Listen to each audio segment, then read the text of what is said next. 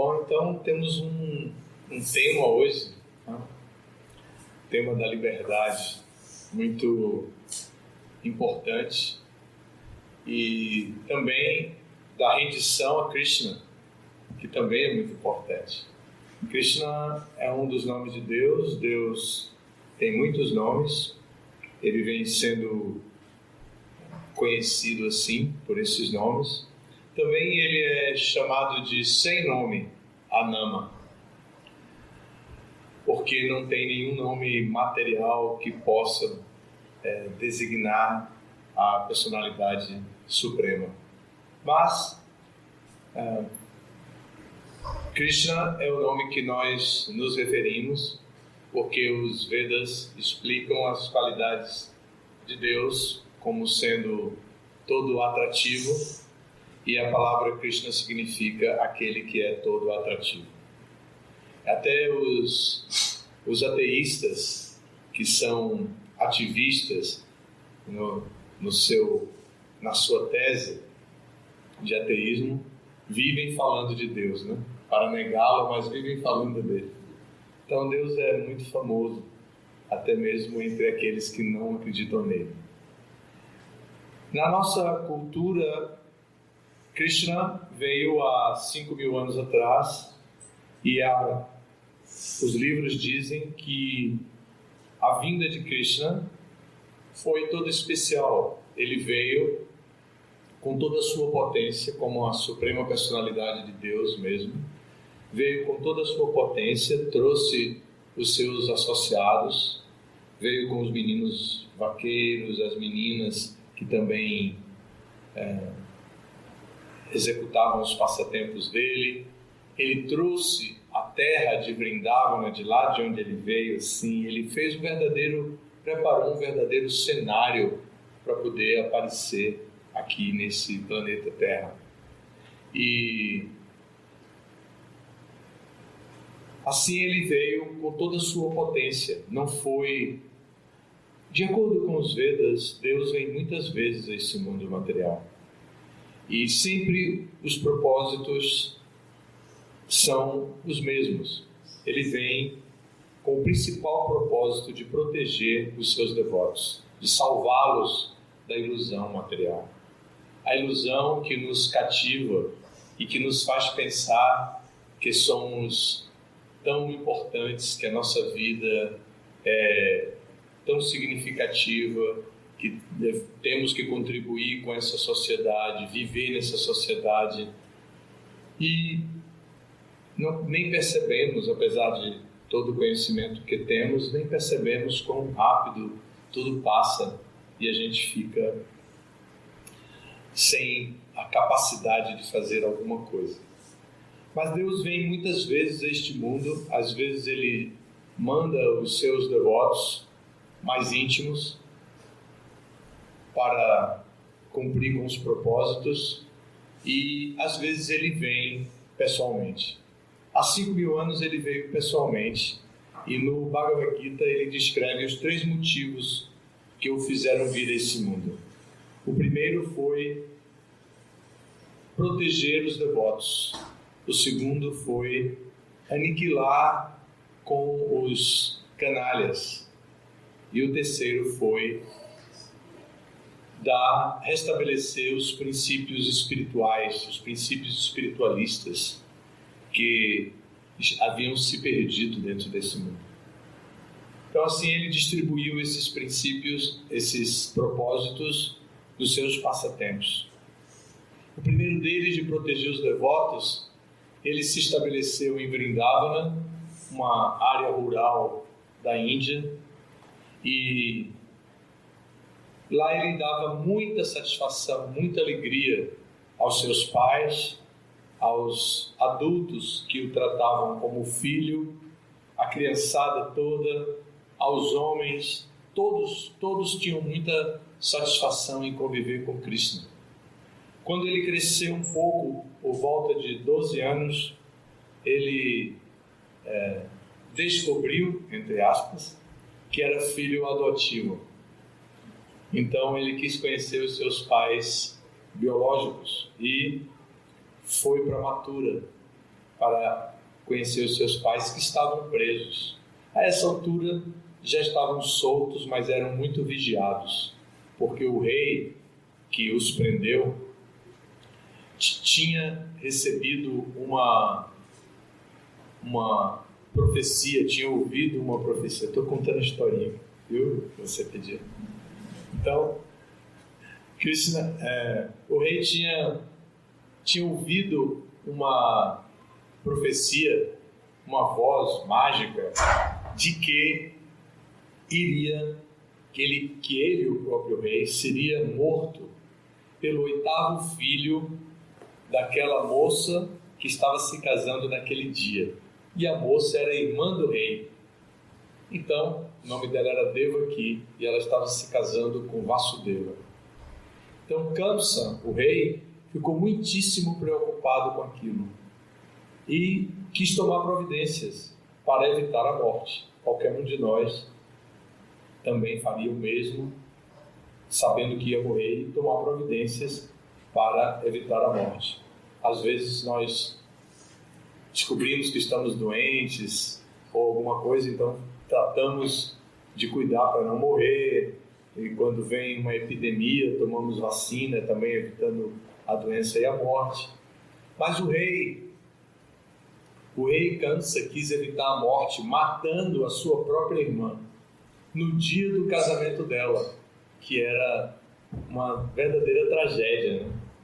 Então o noivo tomou as dores da noiva e disse: não faça isso, meu cunhado, você é o rei, que coisa mais feia você matar uma mulher exatamente tão jovem no dia do casamento dela. Você vai ficar muito mal falado, vão criticar você, todo mundo tem medo de ser criticado. E ele ficou ouvindo aquilo, e Vasudeva disse: a voz profética que você escutou não disse que essa mulher vai lhe fazer algum mal, disse que o 8º filho dela poderá lhe matar. Então, por que matar essa mulher, essa jovem que é sua irmã? Eu lhe prometo que, se nós tivermos filhos, eu lhe trarei todos os filhos, e você fará deles o que você quiser, como bebezinhos ainda. Então Kamsa ouviu aquilo e pensou: é verdade, me desculpem, é verdade, realmente eu acredito em sua palavra de honra, Vasudeva. Você é um homem conhecido pela veracidade. Eu acredito que você vai trazer seus filhos quando nascerem. Então, desculpem aí, foi um ato de ira que eu quis fazer isso. Mas a irmã, coitada, né? Imagine, jovenzinha ali no dia do casamento. De qualquer forma, eles foram embora e Kamsa voltou para o seu palácio. E lá ele ficou esperando o nascimento do próximo filho. Do primeiro filho. Quando nasceu o primeiro filho, Vasudeva apareceu com o menino no palácio.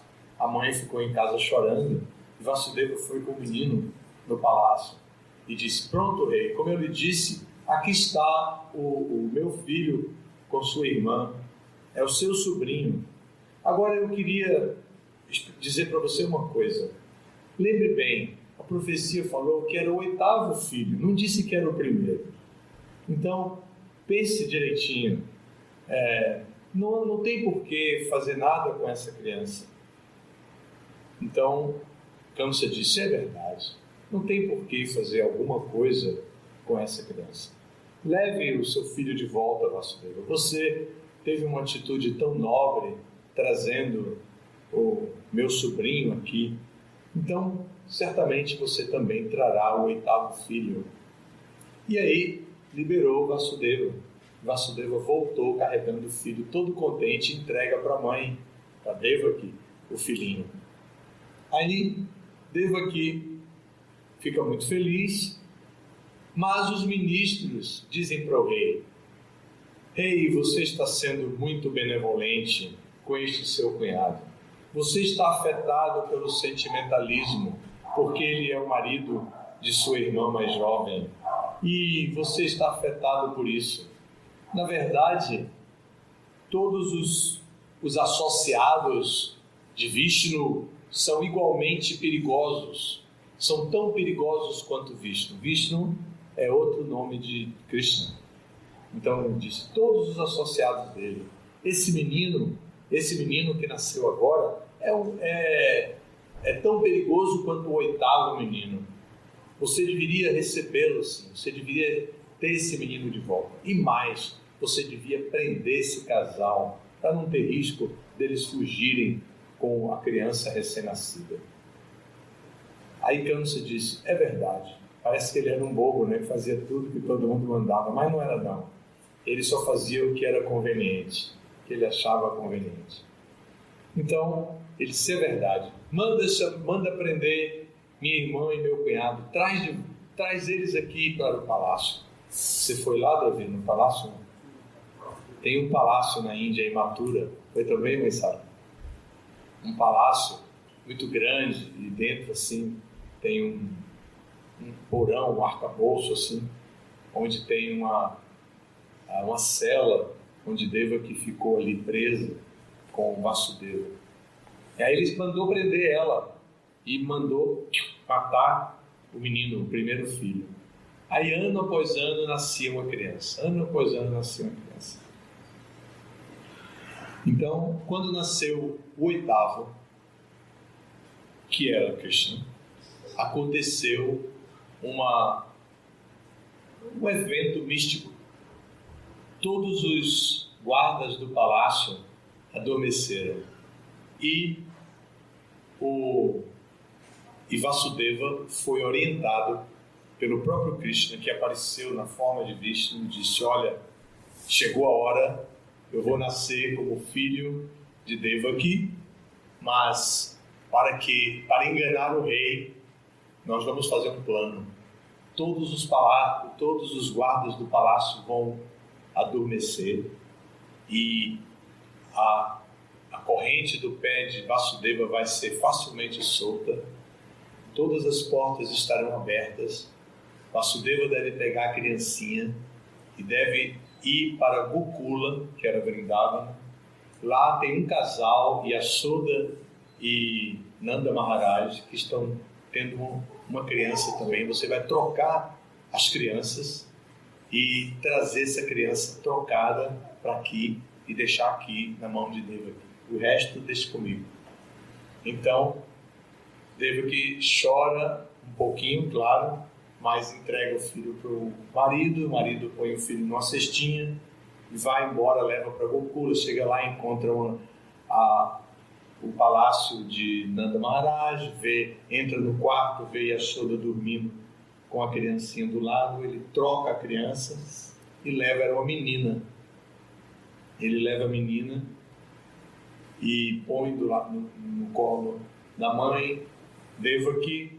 Aí chega de manhã, todo mundo acorda, ninguém percebeu que tinha havido nada diferente. Kamsa vai até a cela e encontra a irmã dele com uma menininha, em vez de estar com um menino. Aí ele fala, ora, já não se faz mais profecias como antigamente. Disseram que era o 8º filho e que vinha me matar. O que uma menininha tão inocente pode fazer? Tão bonitinha, barrigudinha, com o olho grande, esperto. O que essa menininha pode fazer contra mim? De jeito nenhum. Mas agora eu estou esperto. Já fui orientado. Então, Devaki disse, é verdade, ela não pode fazer nada com você, deixa ela aqui comigo. Então, ele disse, mas agora eu já estou esperto. Então, por via das dúvidas, eu vou dar um fim nessa menina. Aí pega a menina assim, com toda a maldade do mundo e atira na parede. E quando ele atira na parede, a menina escapa da mão dele e voa no ar assim. E fala, seu patife sem vergonha. Você matou todos os filhos da sua irmã, prendeu a sua irmã por maldade, tentando se salvar da morte. Mas ninguém pode escapar da morte. Você não vai conseguir escapar, porque a criança que o matará já está protegida em outro lugar. Aí ele vê aquilo tudo, né? A menina era, como Krishna tinha dito, deixe comigo que o resto é por minha conta. Ele mandou uma energia dele, a sua energia externa, e ela veio, e ela então teve controle sobre a situação ali, e ela paira ali e engana Kamsa, se ilude Kamsa, e Kamsa então entende que ele não conseguiu, apesar de todos os planos que ele fez, ele não conseguiu eliminar a causa mortis que tinha sido anunciada através da profecia. Então, Krishna queria conhecer Devaki e soube que ela tinha sofrido muito, queria protegê-la.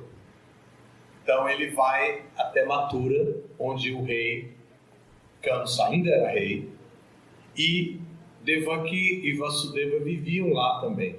Então ele vai com Balarama, mais alguns habitantes de Vrindavana, vai para lá porque ia ter um grande festival com luta, com um monte de coisas assim públicas. Tinha uma arena grande onde iam acontecer as lutas e tal. Então Krishna e Balarama, que eram meninos adolescentes assim do campo, tinham um corpo bastante delicado, eram fortinhos, mas tinham um corpo bastante delicado porque eram meninos do interior, assim, né?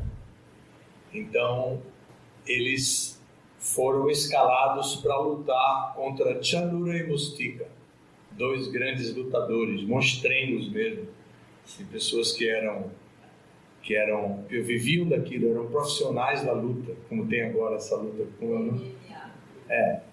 essas lutas aí, aqueles caras assim, que tem músculo por todo lado, assim, verdadeiros monstros assim, na frente de Krishna e de Balarama, assim. Então, mas antes tinha uma abertura, a luta ia ter uma abertura, que era Krishna e Balarama deveriam enfrentar um elefante, Kuvalayapida. Esse era um elefante muito bravo, que estava sem comer há vários dias, estava muito irado assim. E aí eles soltaram o elefante na arena para Krishna e Balarama lutarem contra esse elefante. Mas era tudo preparado para matar Krishna mesmo. E Krishna se defendeu do elefante com Balarama, passou por baixo das pernas dele, pegou ele pelo rabo, finalmente detonou com o elefante. E aí chega a Chanura e Mustika e ele de novo luta e vence os dois. E depois ele vai procurar o tio lá dentro do palácio. Tio, onde está você? Tio, cadê você? E ele termina encontrando Kamsa, e aí ele acerta as contas com Kamsa. Mas esse Krishna, esse mesmo Krishna, que veio assim para proteger os devotos e aniquilar canalhas como Kamsa, capazes de assim, matar, prender os próprios parentes, mãe, irmã, pai, qualquer um. O pai dele, ele havia prendido também, só para poder tomar o reino. Ele, na verdade, era um príncipe, mas estava no lugar do rei porque ele havia prendido o pai. O próprio pai estava preso no palácio. Não apenas a irmã estava presa, mas o pai também estava. Você viu a cela do pai? Porque não tem. Eu queria dar uma sensação, eu fui lá e não vi. Mas não aparece a cela do pai, onde o pai dele estava preso. Não aparece, mas ele prendeu o próprio pai só para poder se tornar o rei.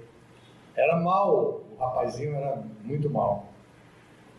Então, esse próprio Krishna veio e numa época que o mundo estava muito conturbado. Não é que Krishna veio e tudo era bonito, tudo era maravilhoso. Não, era um momento muito difícil. Ecologicamente falando, havia escassez em todas as partes, faltava água, faltava chuva, faltava tudo, era um momento muito difícil no mundo. Os semideuses estavam bastante perturbados com o que estava acontecendo na Terra devido às forças dos reis materialistas predominando. Então, Krishna veio naquele momento e também a corrente de sucessão discipular havia se partido. Kamsa não deixava os brahmanas cantarem os mantras, pregarem, não havia a leitura dos livros sagrados, dos Vedas. Não havia estudo, não tinha o Instituto de Aladuta dando os cursos à distância, nem presencial, não tinha nada. Assim, era um momento muito difícil. Então, Krishna veio também para resgatar o conhecimento espiritual. E é aí que Krishna, vendo a própria situação, como eu vou entrar? Da mesma forma que ele apareceu numa prisão, depois fez toda aquela mudança para ir até Gokula. Da mesma forma que ele foi até Mathura e matou Kamsa e Chanura, Mustika e Kuvalayapida e deu grande prazer a Devaki, porque aí ele vai falar com Devaki, abraça ela consegue finalmente abraçar o filho, já com 13 anos de idade, até quando ela consegue abraçá-lo, e viveu separado porque ele vivia escondido. Vasudeva também abraça os dois filhos, que Balarama também estava presente, era filho dele. O Vasudeva abraça os dois filhos, depois de 13 anos assim, sem ver as crianças, sem conhecer as crianças direito. Foi tudo muito dramático. Da mesma forma que Cristo deu um jeitinho, o mundo na capital da Índia, naquele momento, Hastinapura, estava com uma situação muito perigosa, que uma família havia se subdividido em 2 grupos, lutando pelo poder. Todos os 2 grupos lutavam pelo poder. Todos queriam o reino, mas o reino estava na mão de um rei cego, que substituía o seu irmão mais jovem que havia morrido. E agora os filhos já estavam ficando adultos, e tinham chegado no reino para tomar o lugar do rei. E o rei cego disse: não, agora eu vou dar o reino para meus filhos. Seu pai morreu, eu fiquei de rei, eu tenho um filho da idade de vocês, e quem vai herdar o reino é meu filho Duryodhana, não é Yudhishthira, o irmão mais velho de vocês. Aí eles disseram: mas tio, nós é que temos o direito, nós é que somos os filhos. Não, mas vocês não vão ter direito nenhum. Quem vai ter o reino é Duryodhana. Então, pelo menos dê uma parte de terra para a gente poder cuidar. A gente não se incomoda com o reino, mas dê um pedaço de terra para a gente viver, para a gente desenvolver, plantar, construir. Não vamos dar nada. Então, os Pandavas, que eram os irmãos liderados por Yudhishthira, ficaram muito decepcionados, mas eles eram guerreiros. Não iam ficar depressivos, procurar agora um terapeuta, e o terapeuta ia dizer: olha, tome aqui esse remédio e faça também, procure fazer psicanálise para se desapegar do reino, e ninguém possui nada. Não, eles eram kshatriyas, eles disseram: não, nós vamos tomar o reino à força.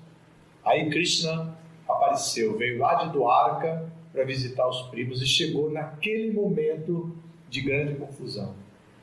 Aí Krishna foi até o palácio do rei cego, Dhritarashtra, e falou: tio, eu vim aqui aproveitar para falar a sós com o senhor.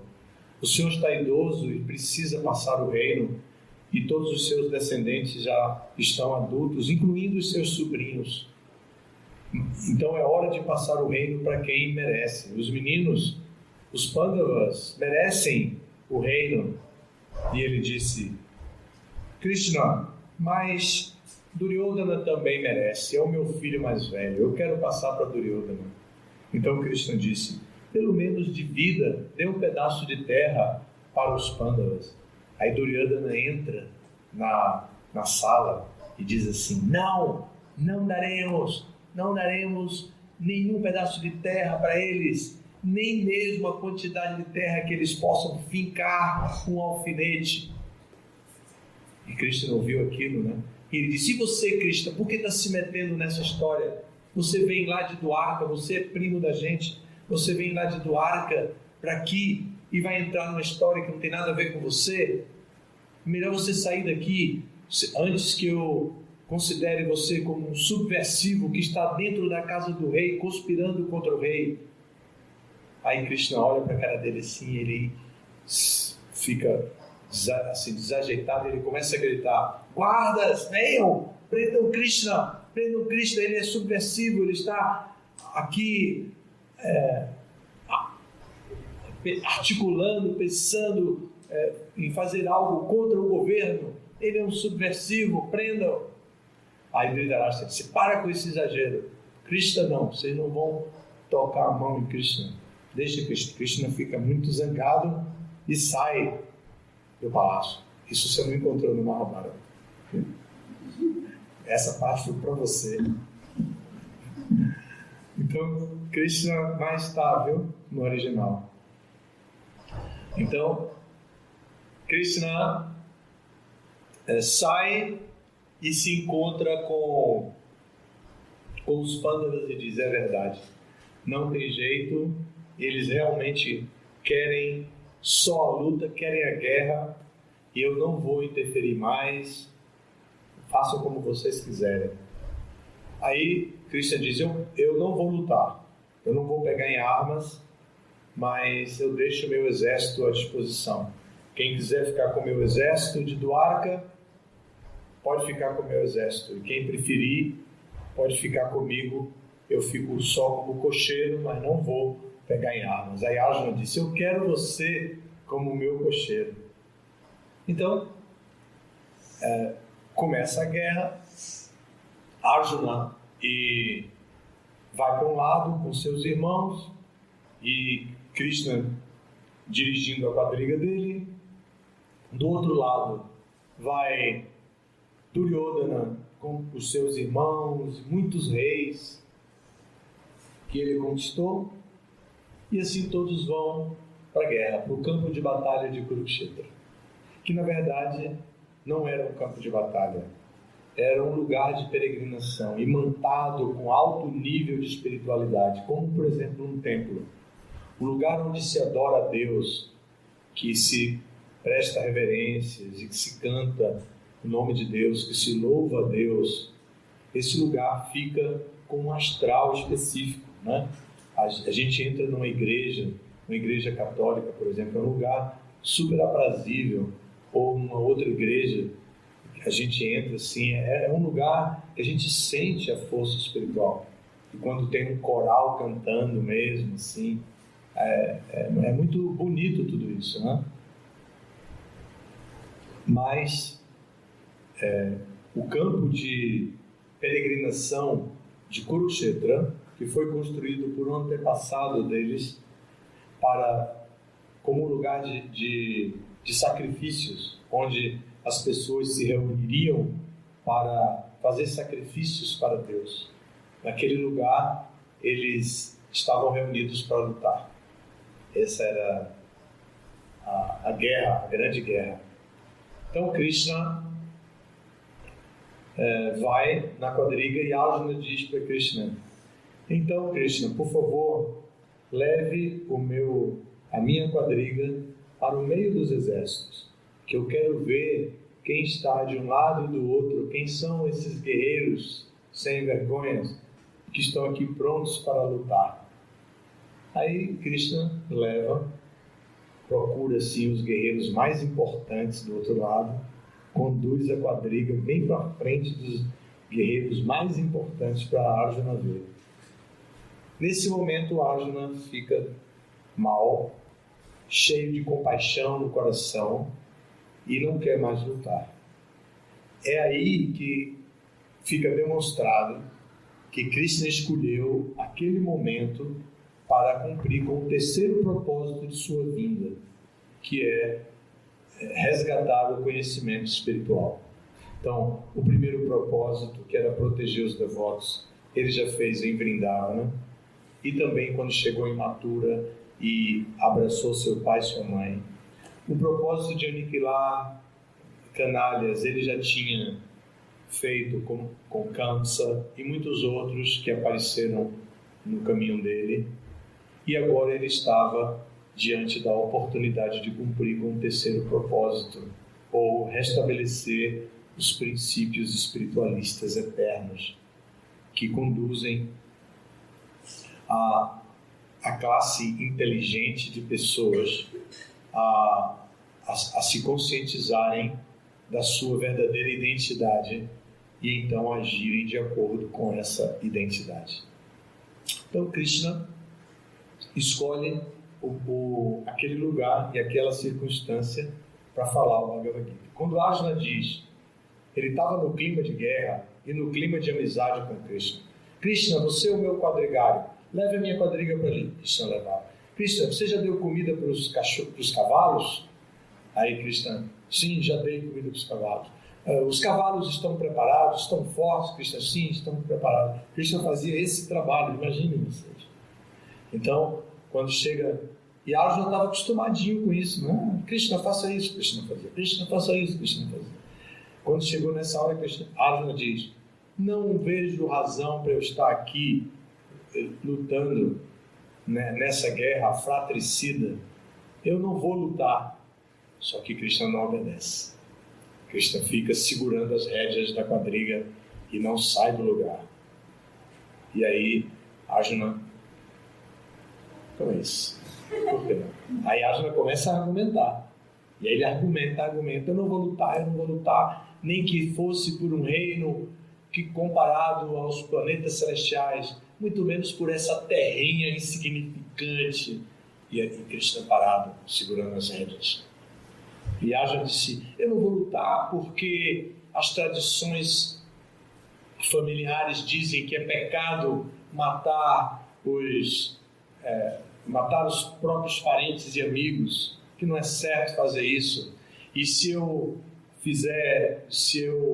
lutar e matar esses jovens, as esposas deles irão ficar viúvas, elas não terão condição de se sustentar, elas não poderão praticar a vida religiosa e elas podem se corromper, ter filhos fora do casamento, ser abusadas por homens aproveitadores. Eu não quero isso, eu não vou lutar.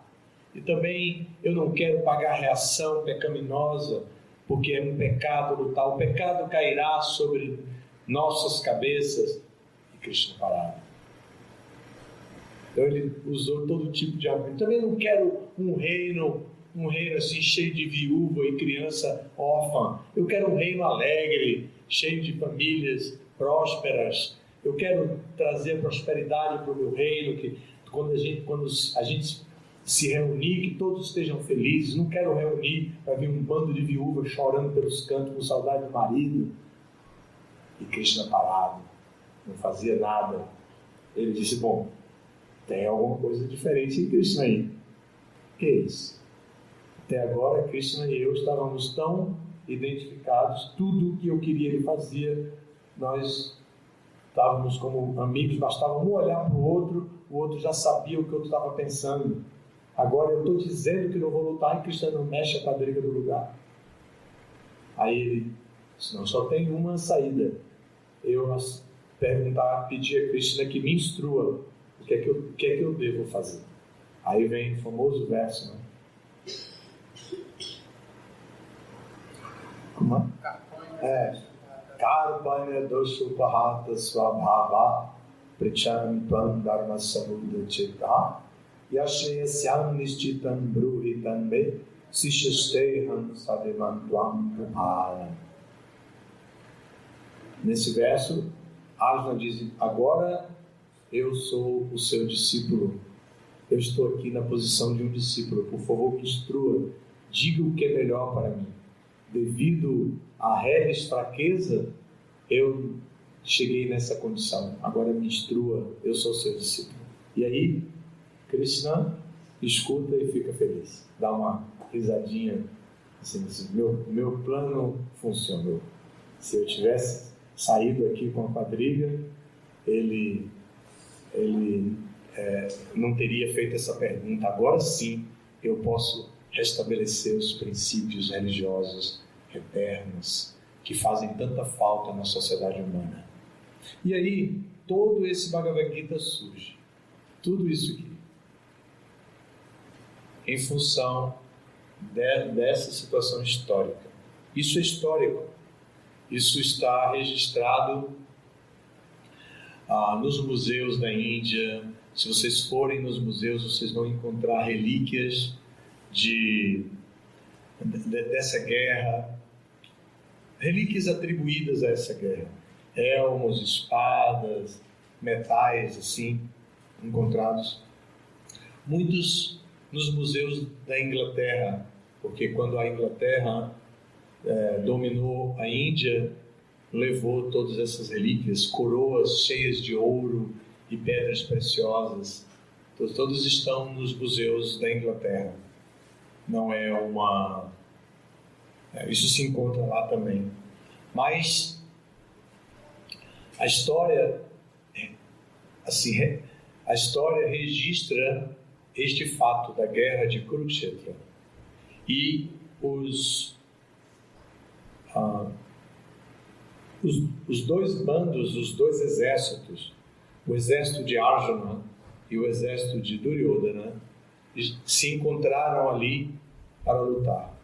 Um pouco antes da luta, tem esse diálogo maravilhoso entre Krishna e Arjuna, que é o Bhagavad Gita.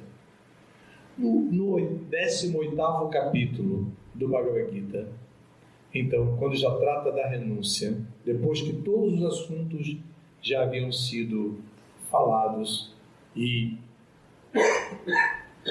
é feito uma revisão dos tópicos mencionados, Krishna fala sobre a importância de render-se a Ele. E como o tema isso foi apenas introdução. Imagine o tamanho da palestra hoje, né? Se preparem aí, a gente vai varar a noite aqui.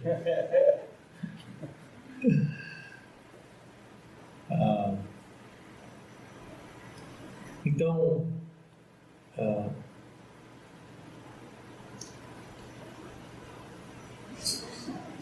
foi o que eu falei? Você está falando renúncia, né? Certo, obrigado. Então, no capítulo 18, Krishna fala sobre a rendição a ele, que uma pessoa deve obedecê-lo. E Arjuna, depois de ter ouvido todo aquele conhecimento, deveria pensar, refletir sobre aquele conhecimento e tomar a atitude correta. E que ele considerasse tudo o que foi falado. Eu vou ler uma série de versos agora. E depois, então, a gente vai discutir os versos que vamos ler. Tá? Não vai ser tão longo quanto eu falei, mas é só uma brincadeira. Nem eu mesmo aguentaria.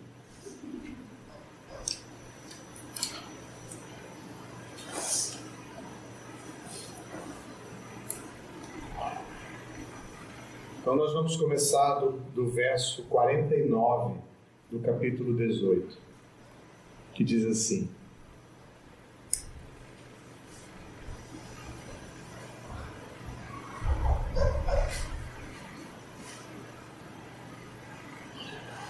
quem é autocontrolado e desapegado e não se interessa por nenhum prazer material, pode obter, através da prática da renúncia, a fase perfeita mais elevada, que é estar livre de reação.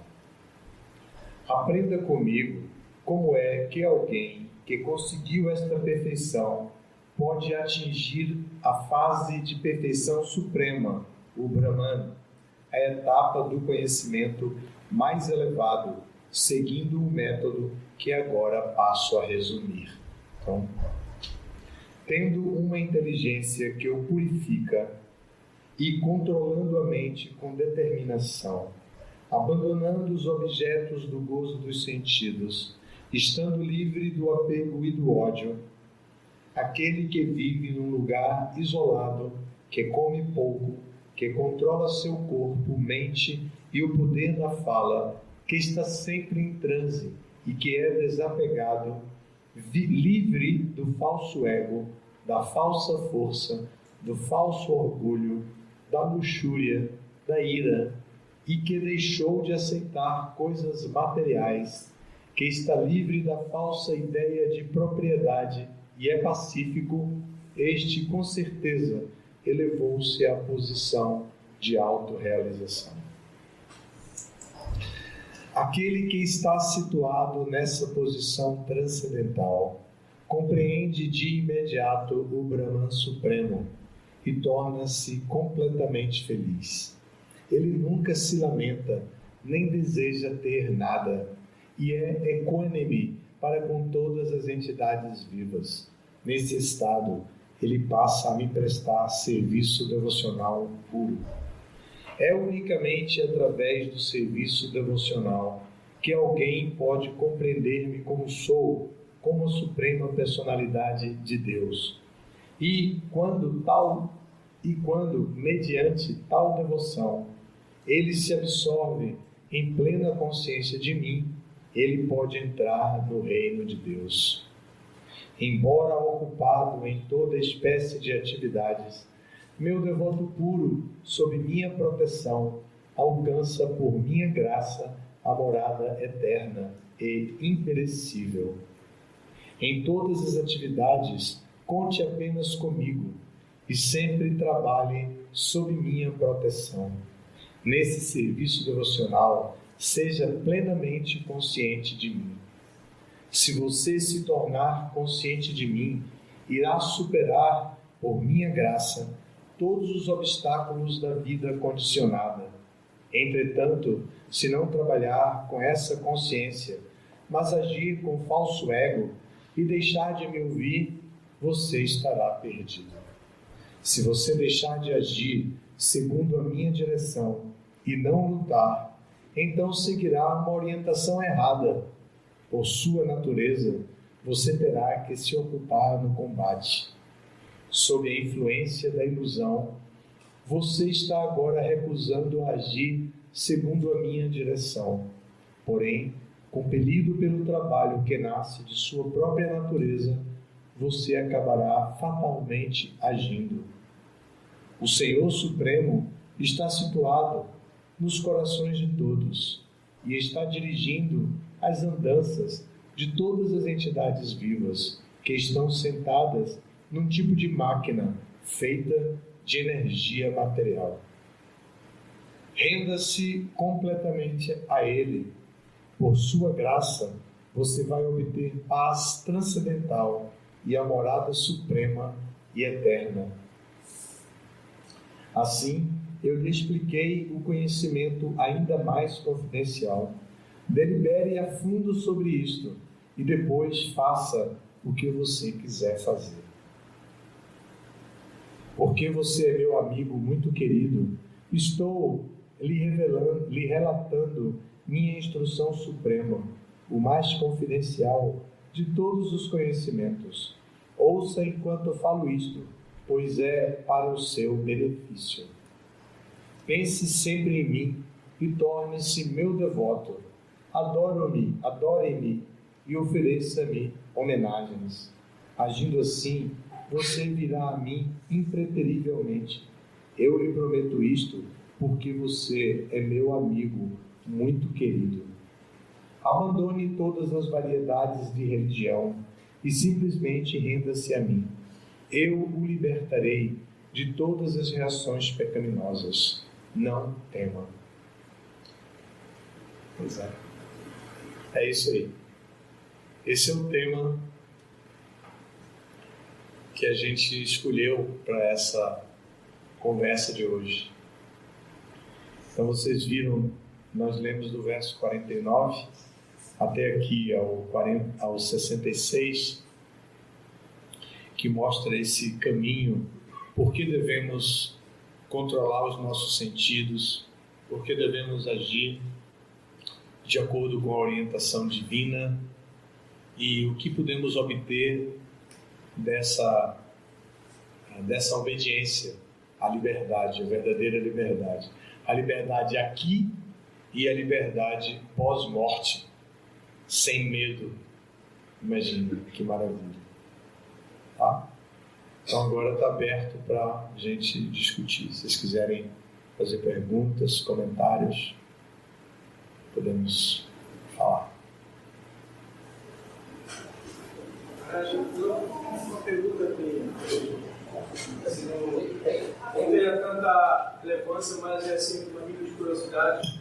Você começa a falar dele mesmo na terceira pessoa, Senhor Supremo, ordenando. Christian fala dele mesmo na terceira pessoa, se é nível de curiosidade, mas isso até estranha, né? Porque ele está falando dele mesmo, mas se refere a ele na terceira pessoa, a pessoa suprema, ordena. Mas ele também diz: renda-se a mim. Ele volta a falar, né, na primeira pessoa. Assim, só uma. É parte da poesia, né? É parte da ênfase. Krishna quer mostrar a Arjuna a importância dele reconhecer que existe alguém que é supremo. E esse alguém é Krishna mesmo. Então, faz parte do texto poético. Maharaj, eu gostaria de fazer uma pergunta. Existem um aspecto de Krishna como personalidade de Deus que está sempre se sobrepondo ao outro, que é o Krishna como personagem histórico, Maharaj. É uma personalidade histórica. E muitas vezes nós, vou me colocar como eu tenho essa certa dificuldade quando eu sou abordado, Maharaj, por uma terceira pessoa que não conhece o Bhagavad Gita e me traz a pergunta do Krishna, personagem histórico, Maharaj. Uhum. Como é que nós devemos fazer essa interseção entre o personagem histórico, a suprema personalidade de Deus, que é a personalidade, a identidade dele que é absoluta e que nos tem relevância? Como é que nós devemos, Maharaj, fazer essa abordagem sem confundir a audiência? Deixando claro que ele é uma personalidade histórica, mas também é a suprema personalidade de Deus, e sem ser fanáticos na abordagem, Maharaj. O fato o detalhe de não ser fanático vai caber a cada pessoa, né? Vai caber a cada pessoa, a experiência que o indivíduo que vai falar tem. Agora, é muito legal Krishna ser um personagem histórico, né? Os cristãos têm o mesmo drama com Jesus. Jesus histórico e Jesus o Cristo, né? E não adianta tentar entender só o Jesus histórico, porque a história de Jesus, desde o começo, já mostra um nascimento místico. Então, o nascimento místico de Jesus, a posição mística dele como Filho de Deus, né? Depois revela-se Deus. Então, nós temos essa mesma dificuldade. No nosso caso, ainda é mais difícil, porque estamos no Ocidente, onde essa cultura não tem tradição, e é difícil explicar para eles. E depois, no Ocidente também, o paradigma científico exige comprovação dos dados históricos de acordo com a ciência, né? as técnicas de arqueologia e tudo mais. Então, eu falei dos museus que têm as coroas, espadas e tudo, mas espero que sejam comprovadas arqueologicamente, como de 5.000 anos atrás. Porém, provavelmente, há sempre dúvidas em relação a tudo isso. Na Índia, a tradição veio trazendo a história. O Mahabharata foi escrito, e no Mahabharata, depois que o Bhagavad Gita o Bhagavad Gita corresponde a 18 capítulos da seção Bhishma Parva do Mahabharata. Então, esses dados históricos são tradicionais. A metodologia utilizada, a epistemologia utilizada é aiteria, ou tradição. Então, eles vêm pela tradição e atribui-se o Mahabharata à autoria de Vyasadeva e tal, e por aí vem, sem comprovações praticamente. Então, o Krishna histórico vem da tradição da Índia.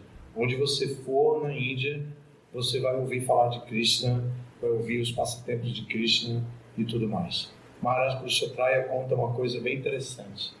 Ele disse que estava numa cidade da Índia grande e que de repente, tal hora lá, não tinha viva alma nas ruas. Todo mundo desapareceu. E na Índia isso é muito difícil de acontecer, porque é um país super populoso. Onde você olha, você vê gente. E lá, ele disse que viu assim, e ele perguntou o que estava acontecendo. Se fosse aqui, podíamos dizer que era jogo do Brasil, né? Mas lá, ele descobriu que era a hora da novela do Mahabharata. Então tinha uma novela no horário nobre do Mahabharata e todo mundo corria para assistir televisão. Isso tem alguns anos, era a sensação do momento. Era a novela do Mahabharata. Então, eles têm tradição que vem passando de pai para filho desde 5.000 anos para cá. Então, esse é o Krishna histórico, né? O Krishna, a suprema personalidade de Deus, ele é revelado nas Escrituras. Ele é revelado no Mahabharata, ele é revelado no Bhagavad Gita. Então, Krishna se revela assim. E também é revelado no Srimad Bhagavatam. Então, é uma revelação, e Krishna demonstrou como ser a suprema personalidade de Deus através dos seus atos sobre-humanos e da sua atitude e do conhecimento que ele trouxe, que é prático até hoje, né? Essa é a única coisa que temos a dizer. E podemos puxar pelas limitações científicas mesmo, né? Podemos dizer isso que eu acabei de dizer. Eles não vão nos considerar fanáticos. E se parecer fanático ou parecer superficial demais, toda a ciência é baseada em especulações parecidas. Agora está se descobrindo um novo enredo para o descobrimento do Brasil, né? Você vai em Recife, aí entra na cidade de Jaboatão, está lá escrito uma placa bem grande assim: o Brasil nasceu aqui. Aí, isso é Pernambuco, não é mais como eu aprendi há 60 anos atrás, que foi no Monte Pascoal, no sul da Bahia. Então, por aí vai, toda a história está sendo revisada. Chegaram a dizer que Tiradentes não existiu, aquele herói da Inconfidência Mineira. Por aí vai, tem muitas coisas. Então, nós trabalhamos com isso, mas o conhecimento que Krishna deu. Presta atenção, menina aí. O conhecimento que Krishna deu é um conhecimento inteiramente prático. Se nós seguirmos as instruções de Krishna no Bhagavad Gita, nós vamos nos tornar livres, desapegados do fruto da ação livres, completamente livres, felizes, independente de qualquer situação financeira, situação de amor, situação familiar, qualquer situação. Porque a proposta de Krishna é para alcançar essa liberdade. Tá, isso é uma... Algo mais? Esse tema, se render a Krishna, e a pessoa vai alcançar a liberdade, parece bem abrangente. Né? E aí o senhor concluiu aí lendo esse verso, né, que Krishna fala que a pessoa, se render a ele, vai se libertar de todas as reações pecaminosas, não temos. Né? Aí também a gente tem aquela parte do Bhagavad Gita que Krishna fala das pessoas que se refugiam nele, né, as 4 tipos de pessoas, né, piedosas, né, o aflito, que deseja riquezas, o curioso, que busca conhecimento, né, que alcança também essas... Ou seja, são pessoas que estão se abrigando nele, né, devido a essas problemáticas, né? E aí a gente vê que o mundo moderno também as pessoas vivem mergulhadas em muitas ansiedades, muitas neuroses, né? E aí, ou seja, seria também a libertação de tudo isso, né? Também poderia ser toda a redução a Krishna. Como seria, assim, essas diferentes situações de dificuldade que a pessoa enfrenta no mundo, né? E que, ou seja, maneiras, são prismas diferentes, né, que a gente pode enxergar e que a redução a Krishna pode trazer a libertação. Claro. Como você já falou na sua exposição, você já disse, existem vários tipos de pessoas que se procuram, que se interessam por Krishna. E essas pessoas que se interessam por Krishna têm diferentes motivações para seu interesse. Krishna pode satisfazer todos esses interesses das pessoas, mas aquele que procura Krishna sem interesse nenhum, aquele que se rende a Krishna, que quer apenas satisfazer o desejo de Krishna, esse terá a sua satisfação construída dentro dele próprio, com a sua própria natureza, porque ele já está com esse único desejo. Os outros podem se frustrar no caminho, podem se decepcionar, podem obter o que querem e desviar de Krishna. Eu quero uma família, eu quero dinheiro, eu quero fama, eu quero emprego, minha casa, minha vida, qualquer coisa que a pessoa queira. Depois que alcança, desiste, né? Deixa para lá, qualquer coisa. Mas geralmente aquele que busca por Krishna, que entende-se como alma espiritual, esse nunca abandona Krishna. Mas mesmo alguém que busca Krishna por aflição, porque está sofrendo nesse mundo, ele se expõe à possibilidade de entrar em contato com a ciência da consciência de Krishna e entender, imagine o que eu estava buscando era uma bobagem. Eu queria só me livrar das aflições. Agora que eu alcancei Krishna, aquelas aflições eram insignificantes para mim. Tem a história de Dhruva Maharaj. Outra historinha. Cadê o Davi? Foi embora? Depois tem que ver a fita aí. A história de Dhruva Maharaj. Dhruva Maharaj foi muito ofendido por sua madrasta. O pai tinha 2 esposas, naquela época era permitido, e o rei tinha 2 esposas, mas, como em todas as épocas, uma é a preferida, a outra é menos preferida.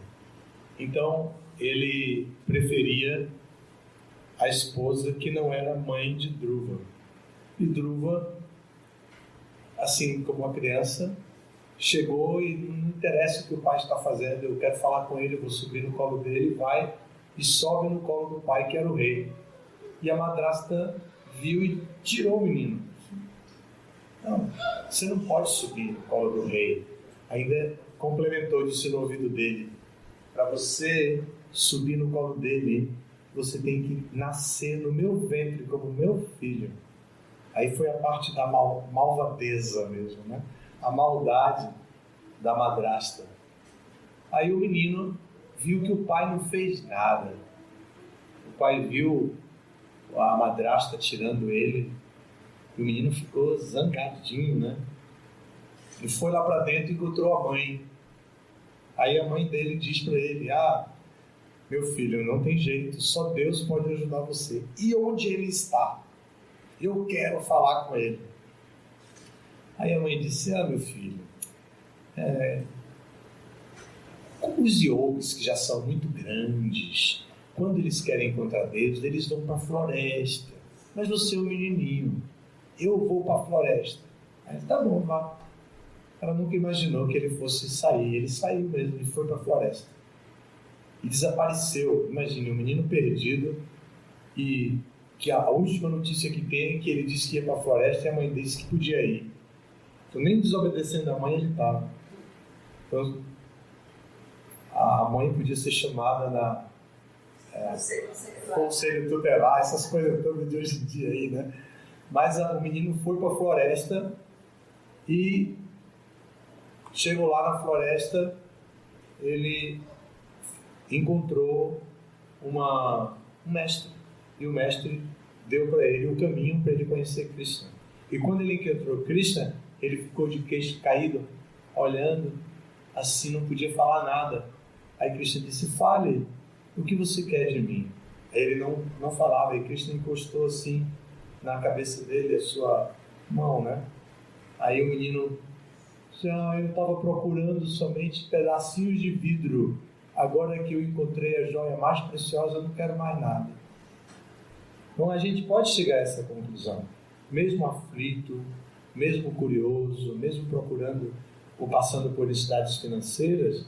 Se nós procuramos Krishna e servimos a Krishna e obedecemos as instruções dadas por Krishna, nós vamos encontrar joias preciosas e vamos considerar que o que buscávamos antes eram vidrilhos. Entende?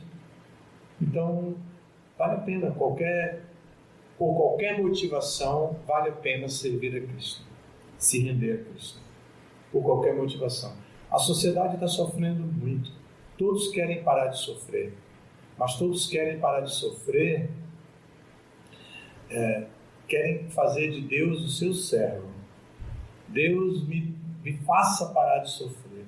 Ele até faz parar de sofrer, mas não cria uma relação de amor. É uma relação mais ou menos de negócio. Você me dá o que eu estou pedindo. Eu fico bonzinho, você me dá o que eu estou pedindo. É uma relação assim, de pai com um filho meio egoísta. O pai dá, mas não há uma relação de reciprocidade no amor. Agora é muito diferente o filho, tudo que come oferece a Krishna, tudo que faz oferece a Krishna, tudo que dá de presente oferece a Krishna, toda festa que ele dá, ele faz para Krishna. É muito diferente desse tipo de filho. Então Krishna é sensível a isso também, né? Krishna é sensível. Algo mais? Sim, mesmo tem bem formulada a questão, né? Do estilo Flávio, né? Agora virou estilo Flávio. Estilo Flávio. Fala no final, viu? Uma pergunta dessa aí. Só estou brincando na intimidade, viu, Flávio? Bom, mas o foco seria, nessa sociedade atual, né, com todas as variedades de perfis, a partir daquela matriz de 5, né, o aflito, o inquisitivo, o curioso, etc., está tão misturado, né, os problemas, né, na psique coletiva e individual, que fica assim, eu não sei, mas a meu ver, fica extremamente difícil para as pessoas confiarem totalmente em alguém. Puxa, que bacana esse tema que você trouxe. É verdade mesmo.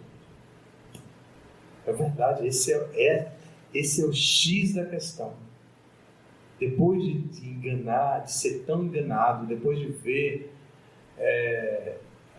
se desenvolver tantas injustiças, depois de uma situação tão recorrente na história da civilização humana, acreditar em quem?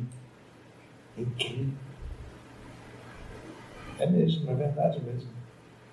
Ainda mais que a primeira abordagem a Krishna vem de uma abordagem a um mestre espiritual. Então tem que aceitar os devotos, aceitar o mestre espiritual. Como confiar? É duríssimo, é dificílimo mesmo. Por isso Prabhupada fez um processo de acolhimento da pessoa como ela é. Então Prabhupada acolhe o indivíduo que chega. E Prabhupada tem um projeto. O projeto de Prabhupada é: você chega, aqui você vai encontrar o quê? Aqui você vai encontrar um grupo cantando Hare Krishna. E esse grupo vai cantar, você também pode participar. Depois desse grupo vai ler um livro que é chamado Bhagavad Gita, que vem de uma tradição, e nós aceitamos essa tradição, e aqui está o Bhagavad Gita como ele é. Nós lemos o Bhagavad Gita como ele é. E depois nós temos Prasadam, e você volta para sua casa com uma mensagem: cante Hare Krishna. E fim. Então essa é a abordagem de Prabhupada para as pessoas. E nós seguimos até hoje essa mesma abordagem. Prática. Cante Hare Krishna. Experimente. Experimente cantar. Experimente cantar. Veja o que vai acontecer com você. Experimente cantar. Eu tenho, nesses meus 40 anos de movimento, diferentes fases na relação com o movimento. E em nenhum momento eu estive assim, abandonado por Krishna. Perdido, abandonado e solitário em nenhum momento. Tem histórias da minha vida particular que mostram a presença de Krishna, a orientação de Krishna. E todos os devotos têm isso. Eles dizem, até tem um jargão que diz: arranjo de Krishna. Por um arranjo de Krishna tal coisa aconteceu. Então, os sankirtaneiros, os devotos que distribuem livros na rua, e todos nós em todas as circunstâncias. Então, nós sabemos que somos protegidos por Krishna. Somos protegidos por Krishna. Ele nos dá o que nós precisamos. Ele dá o que nos falta e preserva o que nós temos. É o que ele promete no Bhagavad Gita. Dá o que falta e preservar o que temos. É o que ele faz conosco. Então, cada um de nós tem uma história. Mas a única coisa que nós pedimos é experimente. Não precisa confiar na gente. Não precisa confiar em nada. Apenas experimente. Adote essa alimentação. Ofereça os alimentos. Cante Hare Krishna. Venha, se associe, escute a respeito das glórias de Krishna. E cante.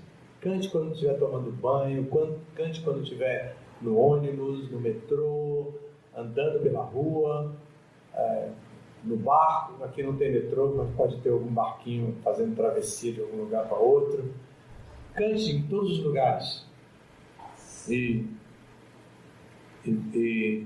vai ver a mudança que vai ocorrer. Mas se entregue. Experimente.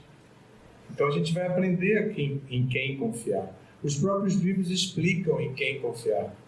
E como sociedade, nós vamos desenvolvendo cada vez mais aspectos de proteção humana, de cuidado ao ser humano dentro da sociedade, dentro da instituição, para acolher o indivíduo que Prabhupada acolhe, a princípio, pelo padrão, pelo projeto padrão.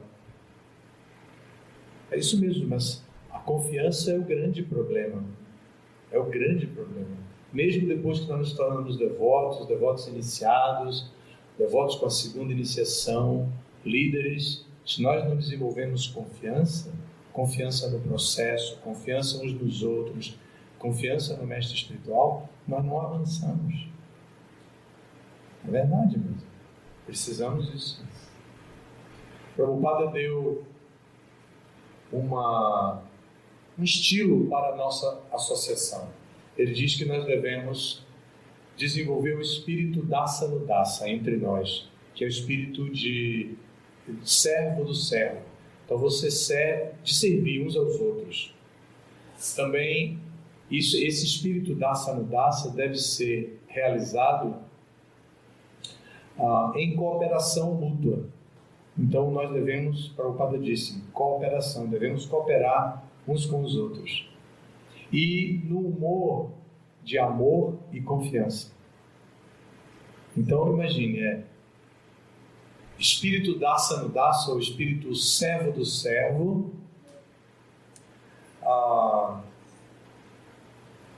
em cooperação mútua e em amor e confiança. Essas são as 3 regras dadas por Prabhupada para nós nos associarmos. Servir uns aos outros. E cooperação mútua. O que é que você precisa? Ou então me dá uma mãozinha aqui, estou precisando de ajuda. E em amor e confiança. Amor é mais fácil que a confiança. O amor é mais fácil, porque o amor a gente muda de amor. O amor vira ódio, a gente arranja outro amor. Vira ódio, a gente arranja outro. Vira ódio, a gente arranja outro. Então a gente já tem uma experiência menos frustrante com o amor do que com a confiança.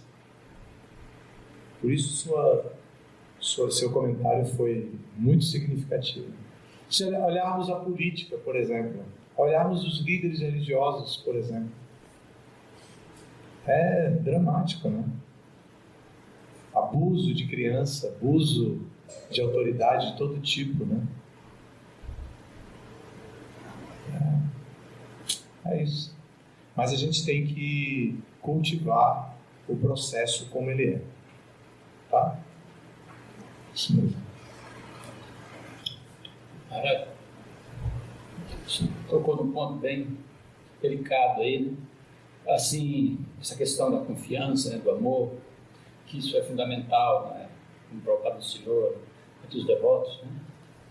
E agora, a pergunta é a seguinte: o que fazer se entre os devotos, voluntária ou involuntariamente, acontece nessa relação, o devoto acaba quebrando a confiança do outro,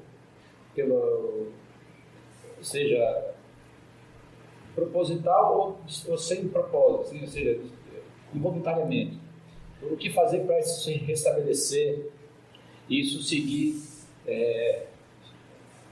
como o Prabhupada queria? A pessoa não precisa restabelecer confiança com aquele devoto que ela perdeu a confiança, porque às vezes merece mesmo perder a confiança. Mas ela não pode se privar de ter confiança nos outros, em outras pessoas. Porque não é porque aquela pessoa não merece confiança que todas as outras não merecerão confiança. Por exemplo, na educação da mulher, por exemplo, sabe-se que quando o pai é omisso, a mulher a menina tem uma educação de um pai omisso. Quando ela fica na idade do relacionamento homem e mulher, toda a imagem do masculino que ela tinha do pai, ela tende a transferir para o companheiro, o marido. E como o pai foi omisso e a frustrou em suas necessidades básicas e às vezes traiu a mãe, ou ela vivenciou tudo aquilo, então ela agora reflete para o marido, ela transporta, né, para o marido a mesma ideia do pai. E ela inferniza a vida dela conjugal com uma pessoa que não é aquela com quem ela está queimada, né? Com quem ela está decepcionada, frustrada. Então, cada coisa no seu devido lugar. Então, as terapias